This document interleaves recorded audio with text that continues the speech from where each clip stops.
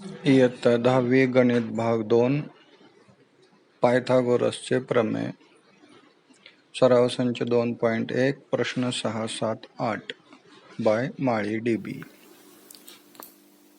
विद्यार्थी मित्रांनो, सराव संच 2.1 मधील प्रश्न क्रमांक 6 आपण सोडवूया। प्रश्न कसा दिलेला आहे बघा। 10 सेमी कर्णाची लांबी असलेल्या चौरसाची बाजू आणि परिमिती काढा। चौरसाची एक आकृती काढून घ्या। त्याला ABCD नाव दिलेलं आहे, पण कुठलेही नाव दिले तर चालेल। चौरसाचे दोन गुणधर्म आपण लक्षात घेऊ। पहिला गुणधर्म, चौरसाचा प्रत्येक कोन काटकोन असतो, आणि दुसरा गुणधर्म, चौरसाच्या सर्व बाजूंची लांबी समान असते। या चौरसाचा कर्ण जोडा। कर्ण जोडल्यानंतर त्रिकोण ABC विचारात घेऊ। त्याची AB आणि BC बाजू समान येईल, त्याला आपण X समजू। असं लिहूया। त्रिकोण ABC मध्ये, ABC या त्रिकोणामध्ये कोन ABC बरोबर 90 अंश, AB समान BC समान X समजू। आता या त्रिकोणामध्ये आपण पायथागोरसचे प्रमेय वापरू। त्रिकोण ABC मध्ये पायथागोरसच्या प्रमेयावरून, पायथागोरसचं प्रमेय आपण इयत्ता 7वी पासून शिकलेलो आहे। काय आहे पायथागोरसचं प्रमेय? काटकोन त्रिकोणामध्ये कर्णाचा वर्ग हा इतर दोन बाजूंच्या वर्गांच्या बेरजे इतका असतो। एका बाजूचा वर्ग अधिक दुसऱ्या बाजूचा वर्ग बरोबर कर्ण वर्ग।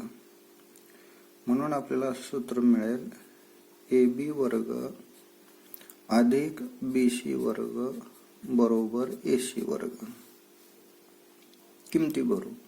AB च्या जागी लिहा X वर्ग, BC च्या जागी पण X वर्ग, AC कर्णाची लांबी दिलेली आहे 10 सेमी। हा कर्ण 10 सेमी दिलेला आहे, म्हणून AC ची किंमत भरू 10 आणि त्याचा वर्ग। X वर्ग आणि X वर्ग हे 1x वर्ग अधिक 1x वर्ग, याची बेरीज येईल 2x वर्ग बरोबर 10 चा वर्ग येईल 100। 2 भागिलेला घेऊ। X वर्ग बरोबर 100 भागिले 2। भाग घालू। बे 1 बे, बे 5 10 आणि हे 0, म्हणून X वर्ग बरोबर आलं 50। दोन्ही बाजूचं वर्गमूळ घेऊ। X वर्गाचं वर्गमूळ X आणि 50चं वर्गमूळ, वर्गमूळ चिन्हात 50, हे वर्गमूळ घेऊन आलेलं आहे। 50चे अवयव लिहू। X बरोबर 50चे अवयव लिहा 25 गुणिले 2। आता 25चं वर्गमूळ काढू। 25चं वर्गमूळ 5 आणि हे वर्गमूळ चिन्हात 2। अशी X ची किंमत 5 वर्गमूळ 2 आली। X म्हणजे चौरसाची बाजू समजली आपण, म्हणून चौरसाची बाजू बरोबर 5 वर्गमूळ 2 सेमी। अशा पद्धतीने पायथागोरसचं प्रमेय वापरून आपल्याला चौरसाची बाजू मिळाली 5 वर्गमूळ 2। आता याची परिमिती काढा म्हणून सांगितलेलं आहे। कुठल्याही आकृतीची परिमिती म्हणजे सर्व बाजूंची बेरीज। इथं चौरस आहे, 4 बाजू आहेत आणि चारही बाजू समान आहेत, म्हणून असं सूत्र मिळेल चौरसाची परिमिती बरोबर 4 गुणिले बाजू। याच्यामध्ये बाजूची आलेली किंमत लिहूया। 4 गुणिले बाजूची किंमत आलेली आहे 5 वर्गमूळ 2। गुणाकार करू। 4 पंचे 20 वर्गमूळ 2 सेमी.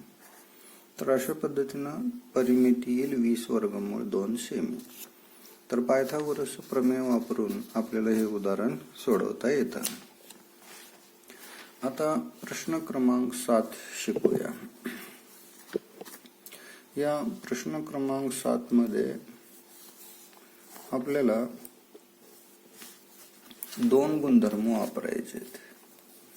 एक भूमिती मध्याचा गुणधर्म वापरायचा आहे आणि दुसरा जो गुणधर्म आहे तो आपल्याला वापरायचा आहे पायथागोरसच्या प्रमेयाचा. तर आता या आकृतीमध्ये DEF कोन DFE, हे DEF नाही, DFE हा जो कोन आहे तो 90 अंशाचा दिलेला आहे आणि FG हे लंब काढलेला आहे कर्णावरती. काटकोन त्रिकोणामध्ये कर्णावरती जर लंब काढला तर भूमिती मध्याचा गुणधर्म वापरता येतो. हा जो काढलेला लंब आहे तो या 2 रेषाखंडाचा भूमिती मध्य असतो. म्हणजे भूमिती मध्याचा वर्ग या दोन्हीच्या गुणाकारा इतका असतो. सुरुवातीला असं लिहूया, त्रिकोण DFE मध्ये हे लंब आहे याच्यावरती ते लिहूया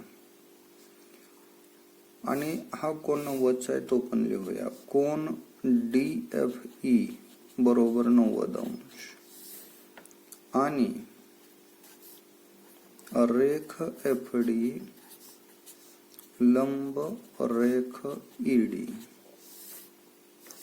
रेख FG, हे FG रेख आहे, FG लंब ED हे दिलेलं आहे प्रश्नामध्ये. हेच बघून लिहिलं तरी चालेल. आता भूमिती मध्याचा गुणधर्म वापर म्हणून याचा वर्ग FG वर्ग बरोबर या दोन्हीचा गुणाकार EG गुणिले GD. याला कारण लिहा, भूमिती मध्याचे प्रमेय किंवा गुणधर्म. आता याच्यामध्ये किमती भरू. FG दिलेला आहे 12 वर्ग, EG दिलेलं नाही, EG आहे असं लिहू. GD दिलेला आहे 8. 12चा वर्ग लिहा, 12चा वर्ग 144. पाठ नसेल तर 12 गुणिले 12 करा, EG गुणिले 8. आता हे 8 भागिले लावून 144 भागिले 8 बरोबर EG. भाग घालू, 8 1 8, 8 1 8, 6 उरले, 6 वर 4 64, 8 8 64. EG बरोबर 18. तर अशा पद्धतीने हे EG ची किंमत आली 18. आता आपल्याला आणखी 2 किमती काढायच्या आहेत. हे पहिल्याचं उत्तर आलं. आपल्याला आता FD ही किंमत काढायची आहे. बघा ही किंमत, FD किंमत काढण्यासाठी हा जो काटकोन त्रिकोण आहे FGD त्याला पायथागोरस प्रमेय वापरू. तर हे कर्ण आहे, काटकोनासमोरची बाजू कर्ण. त्रिकोण FGD मध्ये पायथागोरसच्या प्रमेयावरून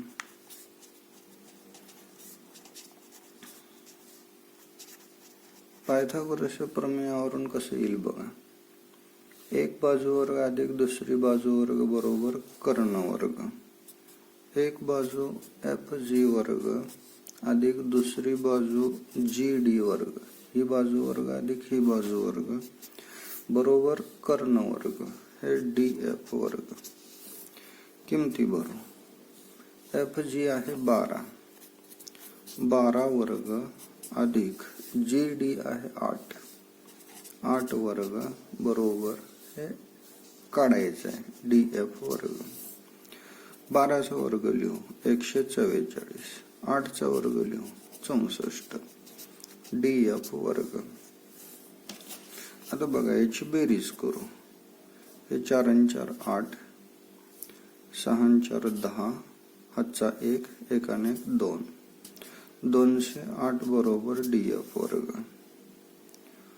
आता DF बरोबर वर्गमूळ चिन्हात 208 वर्गमूळ घेतलं, दोन्ही बाजूचं वर्गमूळ घेतलं. आता हे DF आलेलं आहे वर्गमूळ चिन्हात 208. 208 हा काय पूर्ण वर्ग नाही, म्हणून 208 चे अवयव लिहू. हे 208 याला सुरुवातीला 4 न भाग घालू. 4 गुणिले 4 पंचे 20, 4 दोन्ही 8. परत एकदा 4 ने भाग घालू. 4 एक 4 आणि 1 उरले, 1 वर 2 12, 4 त्रिक 12. हे त्याचे अवयव आले. हे असं लिहू. DF बरोबर वर्गमूळ चिन्हात 4 गुणिले 4 गुणिले 13. DF बरोबर ह्या 4चं वर्गमूळ 2, या 4चं वर्गमूळ 2 आणि हे वर्गमूळ चिन्हात 13. गुणाकार करू. DF बरोबर 4 वर्गमूळ चिन्हात 13 सेमी. हे DF ची किंमत आली. आता आणखी एक किंमत आपल्याला काढायची आहे. हे तिसरी किंमत काढायची EF. EF काढण्यासाठी हा जो त्रिकोण आहे EFG, या त्रिकोणाला पायथागोरस प्रमेय वापरू. या त्रिकोणाला पायथागोरस प्रमेय वापरताना हे काटकोनासमोरची बाजू म्हणजे कर्ण काढायचे आहे. एक बाजू वर्ग अधिक दुसरी बाजू वर्ग बरोबर कर्ण वर्ग. म्हणून असं लिहा, त्रिकोण EGF मध्ये, तर ह्या त्रिकोणामध्ये या त्रिकोणाला EGF त्रिकोणाला पायथागोरस प्रमेय वापरू. त्रिकोण EGF मध्ये पायथागोरसचे प्रमेय. पायथागोरस प्रमेय कसं आहे बघा. हे एक बाजू वर्ग EG वर्ग अधिक ही दुसरी बाजू वर्ग GF वर्ग, EG वर्ग अधिक GF वर्ग बरोबर EF वर्ग. EG वर्ग अधिक हे EG, आता हे GF वर्ग बरोबर EF वर्ग. आता याच्या किमती भरू. EG आणि GF किती आहे बघा. तर हे EG आहे 18 आणि GF आहे 12. म्हणून इथे या किमती भरू. 18 वर्ग अधिक 12 वर्ग बरोबर EF वर्ग. 18चा वर्ग लिहू. 18चा वर्ग 324. पाठ नसेल तर काय प्रॉब्लेम नाही, 18 गुणिले 18 करा. 12चा वर्ग 144 बरोबर EF वर्ग. बेरीज करू. 4 आणि 4 8, 2 आणि 4 6, 3 आणि 1 4, 468 बरोबर EF वर्ग. वर्गमूळ घेऊ. EF बरोबर वर्गमूळ चिन्हात 468. आता 468 वर्गमूळ कसं काढायचं. तर हे 468 अवयव लिहायचे. अवयव लिहिताना 4 ने त्याला भाग घालू. 4 एक 4, 4 एक 4, 2 उरले, 2 वर 8 28, 4 7 28. आता याला 4 ने भाग जात नाही, हे 4 लिहू. याला 9 ने भाग घालू. 9 गुणिले 9 एक 9, 2 उरले, 2 वर 7 27, 9 त्रिक 27. तर हे त्याचे अवयव आले. तर असे अवयव लिहू. EF बरोबर वर्गमूळ चिन्हात 4 गुणिले 9 गुणिले 13. म्हणून EF बरोबर 4चं वर्गमूळ 2, 9चं वर्गमूळ 3 आणि हे गुणिले 13 वर्गमूळ चिन्हात 13. म्हणून EF बरोबर हे गुणाकार करू. 2 त्रिक 6 वर्गमूळ चिन्हात 13 आणि त्याला लिहा सेमी. तर अशा पद्धतीनं EF ची किंमत आली 6 वर्गमूळ 13 सेमी. तर अशा पद्धतीने हे पहिलीच किंमत काढताना ही किंमत काढताना भूमिती मध्याचा गुणधर्म वापरलाय, हे किंमत काढताना पायथागोरस प्रमेय वापरलाय आणि हे कर्ण काढताना पायथागोरस प्रमेय वापरलाय. तर हे तीन गुणधर्म तीन किमती काढण्यासाठी आपण वापरलेले आहेत. तर अशा पद्धतीने हे 7वा प्रश्न सोडवायचा आहे.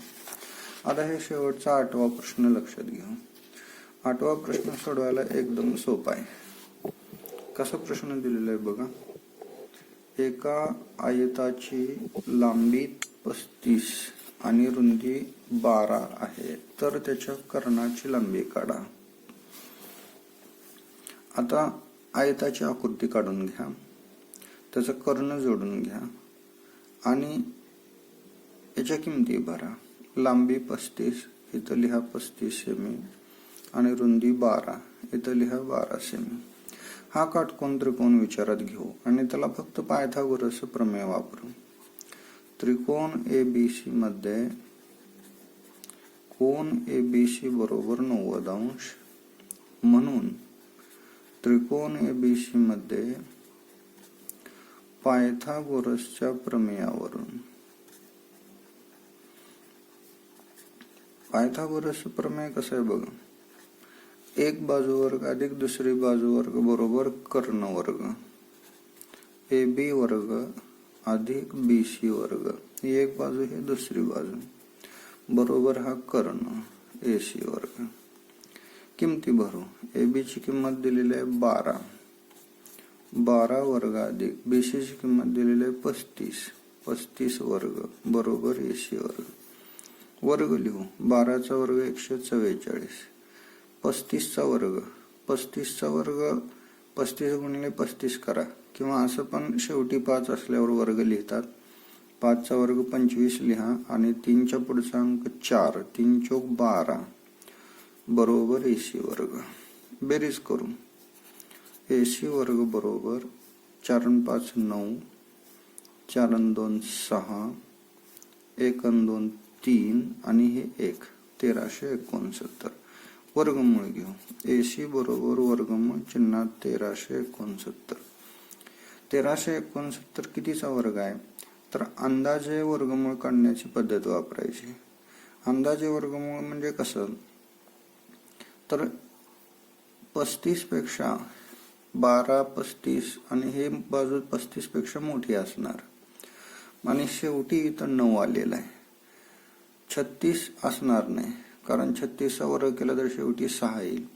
37 आहे का बघू. 37 चा वर्ग केला तर शेवटी 7 7 49 म्हणजे शेवटी 9 येऊ शकते. 37 गुणिले 37 हा गुणाकार करून बघायचा. हा गुणाकार 1369 येतो, म्हणून हा गुणाकार 1369 येतो, म्हणून हे 37चं वर्गमूळ आहे, म्हणून AC बरोबर 37 सेमी.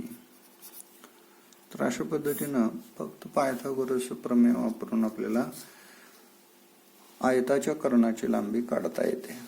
तर असं हे 6वं 7वं 8वं 3 उदाहरणं या व्हिडिओमध्ये आपण सोडवलेले. तर ही उदाहरणं परत एकदा पहा, समजून घ्या आणि ही 3 उदाहरणं तुम्ही घरी परत एकदा सोडवा. तुम्हाला व्हिडिओ आवडला असेल तर लाईक करा, शेअर करा आणि गणिताचा चांगला अभ्यास करा. थँक्यू.